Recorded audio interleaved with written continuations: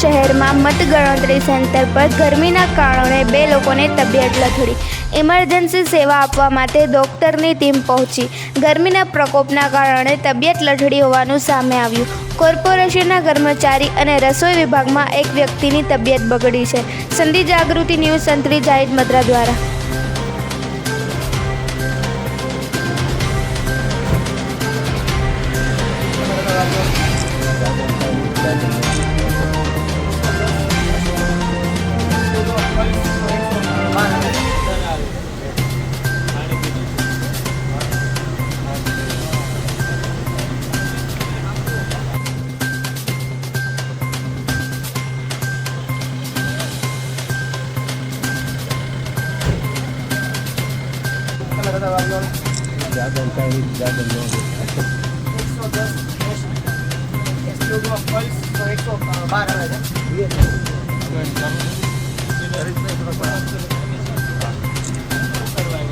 Panas,